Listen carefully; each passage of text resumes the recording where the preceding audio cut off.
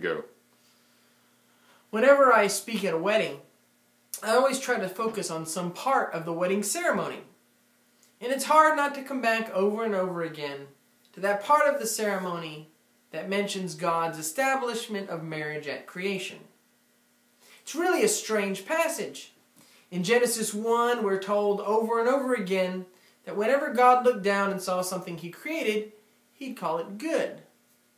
And then in Genesis 2, we're told that when He looked down and saw humanity, He said it is not good. It is not good for man to be alone. God had intended to create a being that could reflect His image to the world. But when He looked down and saw one isolated individual, He found that He couldn't do that. And so God had to take of the one and make them two, and then bring the two back together again. Each of you is saved unto yourself. You do not need anything to stand before God except for the sacrifice of Jesus Christ, and you have that. You can stand before God as an individual. But what you cannot do is fulfill all of God's purposes for your life by yourself.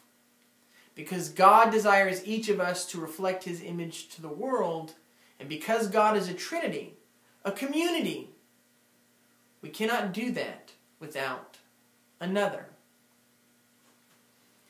Can you feel it? I can feel it.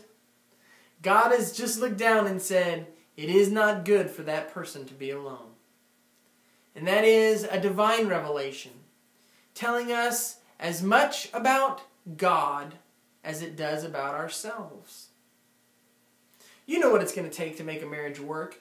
You know what it takes to create community. You know about the work and the communication and the compromise. You know all that stuff.